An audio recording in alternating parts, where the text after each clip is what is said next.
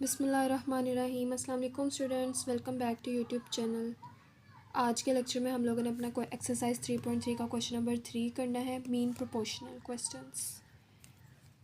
सबसे पहले हम लोग देखते हैं कि जो हमारी प्रोपोर्शनल की फॉर्म थी वो क्या थी, स्टैंडर्ड फॉर्म। हमारे पास कोई सी भी 4 क्वांटिटीज़ होती थी, A B C और D। ठीक है, ये 4 क्वांटिटीज़ थी। इनको प्रोपोर्शन टर्म में लिखने का क्या मेथड था हमारे पास, A/B प्रोपोर्शन C/D। ये थी हमारे पास स्टैंडर्ड फॉर्म प्रोपोर्शन की। अब हम लोगों ने क्या फाइंड आउट करना है, मीन प्रोपोर्शनल फाइंड आउट करना है। तो यहाँ से हमारे पास ये ए और डी कौन सी टर्म्स होती थी, प्रोडक्ट ऑफ एक्सट्रीम्स होती थी, और ये बी और सी जो टर्म्स होती थी वो होती थी हमारे पास प्रोडक्ट ऑफ मीन्स। अब हमने बी और सी ये दोनों वैल्यूज़ फाइंड आउट करनी है अपने क्वेश्चंस के अंदर। ए और डी हमारे पास गिवन होगी क्वेश्चन के अंदर, बी और सी हमने फाइंड आउट करनी है। ठीक है, तो हम अब अपना क्वेश्चन नंबर 3 का पार्ट 1 देखते हैं। हमारे पास क्या है, 20/45। अब जैसे मैंने आपको ऊपर बताया कि हमने बी और सी ये दोनों टर्म्स फाइंड आउट करनी है। क्यों फाइंड आउट करनी है, क्योंकि ये दोनों मीन टर्म्स होती हैं और हमने मीन प्रोपोर्शनल फाइंड आउट करनी है।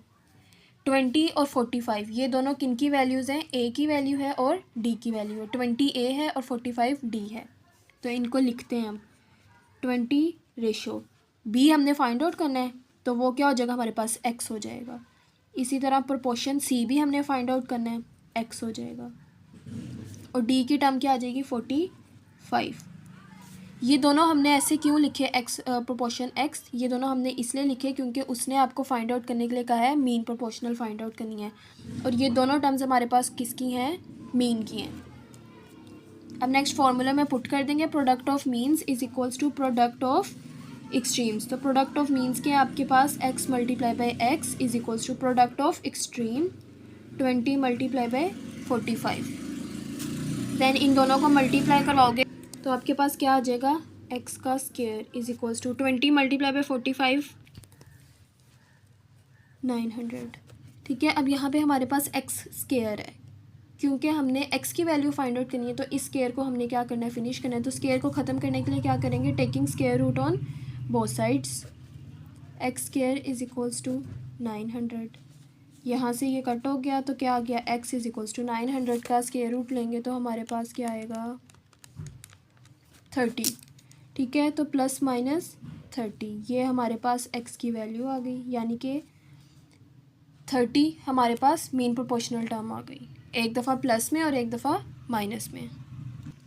सेकंड पार्ट है हमारे पास 20x³ y5 and 5x7 y। ये भी सेम उसी तरह, ये a की वैल्यू है और ये हमारे पास d की वैल्यू है, यानी कि प्रोडक्ट ऑफ एक्सट्रीम्स की वैल्यू है। मीन प्रोपोर्शनल हमने क्या करनी है, फाइंड आउट करनी है।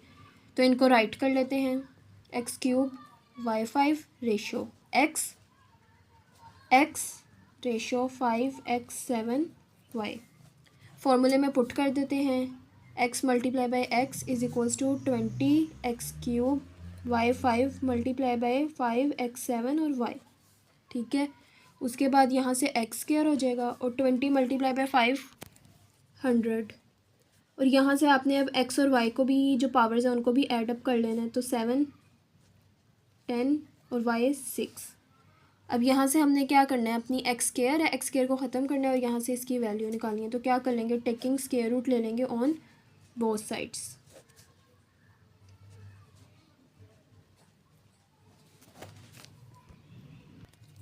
ये टर्म दोबारा से रीराइट कर लेते हैं, x square is equals to 100 x 10 y 6। अब यहाँ से आप लोगों ने एक बात समझनी है कि हमने अपने स्क्वायर रूट को क्या करना है, ख़त्म करना है, तोड़ना है। तो इसको तोड़ने के लिए क्या करोगे, नंबर भी है और नंबर के साथ आपके पास एक्स वाई जो हैं, दो वेरिएबल्स भी हैं पावर के साथ, तो इनकी पावर को आप कैसे रिड्यूस करोगे। तो यहाँ से तो हम आपका कट हो के क्या बचेगा, x बचेगा। अब जो ये वाला पार्ट है आपका, इसको भी आपने 2 की पावर में लेके जाना है ना, ताकि अंडर रूट से क्या हो जाए, हमारी कटिंग हो जाए। तो 100 किस नंबर पे जाता है, किसका स्क्वायर है, 10 का। इसी तरह x की वैल्यू को देखो, x की पावर क्या है, 10 है, तो आपने इसको भी 2 की पावर में लेके जाना है, तो 5 2 ज़ा 10। और इसी तरह y को भी आपने 2 की पावर में लेके जाना है, तो 3 2 ज़ा 6 होता है, और यहाँ से 2 क्या आ जाएगा, कॉमन आ जाएगा। ठीक है, यानी कि ये सारी नंबर्स जितने भी हैं 10xy इन सब की पावर्स क्या होंगी 2 के साथ मल्टीप्लाई होंगी, और यहाँ से 2 की पावर क्या हो जाएगी, अंडर रूट कट हो जाएगा। तो क्या आ गया आपके पास आंसर, +-10x5y3। ये आपके पास मीन प्रोपोर्शनल आ गई। और यहाँ से इस बात का ध्यान रखना कि ये जो पावर 2 है ना, ये अंदर वाले जितने भी नंबर्स हैं और वेरिएबल्स हैं ये सब जो हैं इस 2 के साथ मल्टीप्लाई होंगे। जब आप इनको मल्टीप्लाई करोगे तो आप देखोगे आपके पास यही वाली ऊपर वाली टर्म बन रही है। तो जस्ट इसको रिड्यूस करने के लिए, पावर 2 में ले जाने के लिए, ताकि अंडर रूट के साथ कटिंग हो जाए, तो हमने ये स्टेप किए। पार्ट 3 है हमारे पास 15p4 QR³ 135Q5R7। ये पार्ट 3 भी सेम बिल्कुल पार्ट 2 की तरह है हमारे पास। इसको हम अपनी अब रेशो फॉर्म में लिख लेते हैं। 15p4 QR³ ratio x proportion x ratio 135Q5R7। फॉर्मूले में पुट कर देते हैं। Product of means is equals to product of extremes. QR³ multiply 135Q5R7। यहाँ से x स्क्वायर हो जाएगा। 15 मल्टीप्लाई बाय 135, इन दोनों को भी मल्टीप्लाई करवा दो, और जो ये आपके वेरिएबल्स हैं इनको भी आपस में मल्टीप्लाई करवाने हैं। 15 को 135 के साथ मल्टीप्लाई करवाएंगे 2025, और जब इनकी पावर्स को भी एडअप करवाएंगे तो आपके पास आ जाएगा P4Q6R10। अब यहाँ से भी आप लोगों ने क्या करना है, स्क्वायर को ख़त्म करना है, और इसकी वैल्यू को भी हमने वही ऊपर वाले स्टेप की तरह स्क्वायर में लेके जाना है। तो अंडर रूट में ले जाने से पहले आप लोग क्या करो कि इस सारी नंबर्स को ना पहले 2 की पावर में हम ले जाते हैं, ताकि हमें फिर ईजी हो जाएगा। 2025 किस नंबर का है, किस नंबर का स्क्वायर है, 45 का स्क्वायर है, ठीक है। और p की पावर क्या है, 4 है। जब आप इसको 2 की पावर में लेके जाओगे तो 2 2 ज़ा 4, q 6 है, 3 2 ज़ा 6 हो जाएगा, और इसी तरह r है 5 2 ज़ा। ये सारी पावर किस में आ जाएंगी, 2 में आ जाएंगी, ठीक है। इन सब का प्रोडक्ट जब आप 2 के साथ लोगे तो आपके पास यही ऊपर वाली टर्म बन जाएगी। अब आपने क्या करना है, इसके स्क्वायर्स को ख़त्म करना है दोनों साइड्स पे, तो टेकिंग स्क्वायर रूट ले लेंगे ऑन बोथ साइड्स। यहाँ से क्या बच गया, ये भी कट गया। आपके पास क्या आंसर आ गया, +-45p²Q³ R5। ये आपके पास मीन प्रोपोर्शनल आ गई। नेक्स्ट पार्ट 4 है हमारे पास। इसको भी आप अपनी स्टैंडर्ड फॉर्म में लिख लो फटाफट। Ratio x proportion x ratio x minus y x plus y. फॉर्मूले में पुट कर देंगे product of extremes is equals to product of mean is equals to product of extremes. Next क्या करेंगे, ये देखो a² minus b² formula open हो जाएगा, एक दफ़ा माइनस के साथ और एक दफ़ा प्लस के साथ। x minus y x plus y, x plus y के साथ कट हो गया, कैंसिल हो गया। यहाँ से क्या बच गया आपके पास, x माइनस वाई का स्क्वायर। यहाँ पे भी ये टर्म है और यहाँ पे भी एक टर्म है, इन दोनों टर्म्स को इकट्ठा लिख दिया, स्क्वायर की फॉर्म में आ गई, पावर 2 आ गई। देन स्क्वायर रूट, क्योंकि x की वैल्यू हमने फाइंड आउट करनी है, plus minus x minus y. ये आपके पास क्या आ गई, मीन प्रोपोर्शनल आ गई। लास्ट क्वेश्चन नंबर 4 है हमारे पास। वो क्या कह रहा है, आपको find the values of the letter involve in the following continued proportions. कह रहा है कि इन क्वेश्चंस के अंदर जो भी ये लेटर्स है ना, इनकी वैल्यूज़ आपने फाइंड आउट करनी है, ठीक है। पार्ट 1 है हमारे पास 5p45। इसके अंदर कौन सा लेटर इन्वॉल्व है, आपके पास p लेटर इन्वॉल्व है। इसकी वैल्यू आपने क्या करनी है, फाइंड आउट करनी है। और आपको पता है कि ये वाली जो p है हमारे पास, ये सेकंड क्वांटिटी b है, और जो सेकंड क्वांटिटी b होती है वो आपके पास क्या होती है, मीन क्वांटिटी होती है। तो मीन क्वांटिटी हमेशा 2 दफ़ा रिपीट होती है, ठीक है। तो इसको लिखने का क्या मेथड होगा, 5 और 45 जो है आपके पास, एक a की वैल्यू है और एक d की वैल्यू है, ठीक है। अब इसको प्रोपोर्शन फॉर्म में कैसे लिखेंगे, 5 ratio p proportion p ratio 45, ठीक है। ये वाला जो लेटर होगा ना आपके पास हमेशा ये मीन पोजीशन पे होगा। तो जो मीन पोजीशन वाला वर्ड होता है, लेटर होता है, वो हमेशा आपके पास 2 दफ़ा क्या होता है, रिपीट होता है। नेक्स्ट फार्मूले में पुट कर देंगे p multiply by p is equals to 5 multiply by 45। यहाँ से p² और 5 मल्टीप्लाई बाय 45 225। देन आपने क्या करना है, ये स्क्वायर ख़त्म करना है, तो क्या करेंगे, टेकिंग स्क्वायर रूट ले लेंगे ऑन बोथ साइड्स पे। यहाँ से p आ गया प्लस माइनस 2 to 5 का जब आप लोगे अंडर रूट में 15 आ गया आपके पास आंसर। ये आ गई आपके पास p की वैल्यू, एक दफ़ा +15 और एक दफ़ा माइनस के लिए -15। आपने अपने लेटर की, जो उसने कहा था कि लेटर की आपने वैल्यू फाइंड आउट करनी है, हमने वैल्यू फाइंड आउट कर ली p की। सेकंड क्वेश्चन है आपके पास 8x 18। अब इसके अंदर आपने किसकी वैल्यू फाइंड आउट करनी है, x की वैल्यू फाइंड आउट करनी है। तो इसको राइट कर लेते हैं, प्रोपोर्शन x रेशो 18 फॉर्मूले में पुट कर देंगे तो x square is equals to 8 multiply by 18, x square is equals to 8 multiply by 18 144। यहाँ से x की वैल्यू निकालेंगे तो स्क्वायर रूट ले लेंगे बोथ साइड्स पे, प्लस माइनस 144 का स्क्वायर रूट क्या होता है 12 होता है। तो ये आपके पास x की वैल्यू भी हमने फाइंड आउट कर ली। नेक्स्ट पार्ट थर्ड है। ये सारा जो क्वेश्चन है ना बहुत ज़्यादा इजी है, आप लोगों ने बस इसको गौर से करना है। 3p-6 आपके पास मीन टर्म है, इसको भी हम राइट कर लेते हैं 3p-6 प्रोपोर्शन 3p-6 रेशो 27। फॉर्मूले में पुट कर देते हैं product of mean is equals to product of extreme. तो क्या आ जाएगा 3p-6 मल्टीप्लाई हो जाएगा 3p-6 से is equals to 12 multiply by 27। अब यहाँ से देखो आप लोग इसको 3p-6 का होल स्क्वायर लगा के फॉर्मूला भी पुट कर सकते हो और वैसे भी कर सकते हो कि 3p को पहले इस सारी टर्म से मल्टीप्लाई और 6 को इस सारी टर्म से मल्टीप्लाई, जिस मर्जी मेथड से कर लो।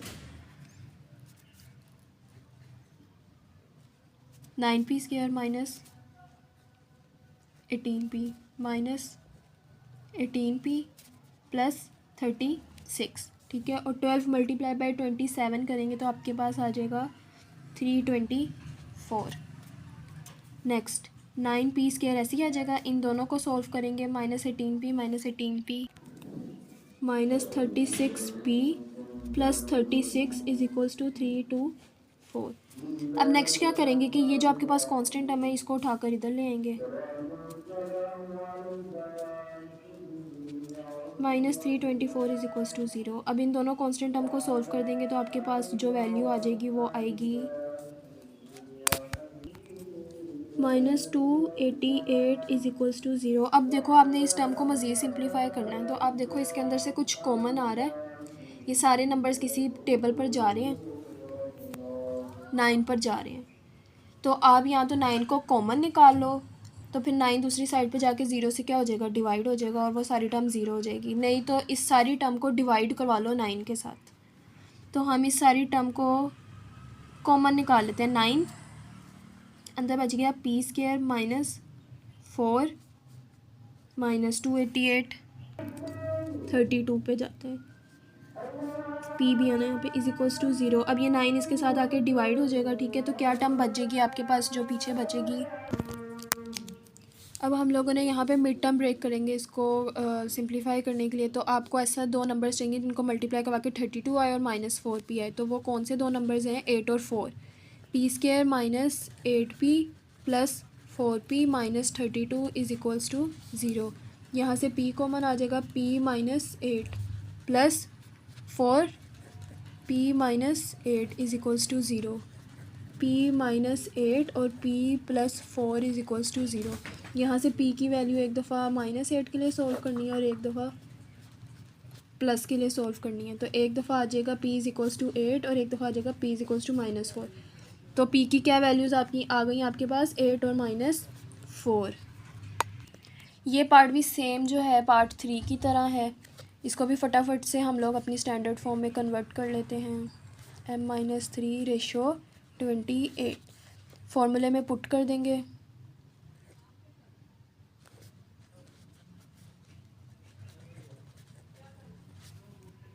Is equals to 196। नेक्स्ट फॉर्मूले में कन्वर्ट कर देंगे a माइनस बी का स्क्वायर, तो m square minus 6m plus 9 is equals to 196। Then 196 को इधर कन्वर्ट कर देंगे, is equals to 0 -187 is equals to 0। अब इस सारी टर्म की क्या करनी है, हमने मिड टर्म ब्रेकिंग करनी है। कोई से दो ऐसे नंबर्स लेने के उनको मल्टीप्लाई करवा के 187 बने। तो वो दो नंबर्स होंगे आपके पास 17 और 11 -187 इज इक्वल्स टू 0। यहाँ से आपके पास कॉमन आ जाएगा 17 प्लस यहाँ से आ जाएगा 11 m minus 17 is equals to 0। m minus 17 और m plus 11 is equals to 0। यहाँ से एक दफ़ा इसके साथ सॉल्व करेंगे और एक दफ़ा इसके लिए सॉल्व करेंगे। आपके पास m की वैल्यू 17 और m की वैल्यू माइनस 11। m की दो वैल्यूज़ आ गई 17 और माइनस 11। हम लोगों ने आज अपने लेक्चर्स में एक्सरसाइज 3.3 सारी कंप्लीट हो गई है हमारी।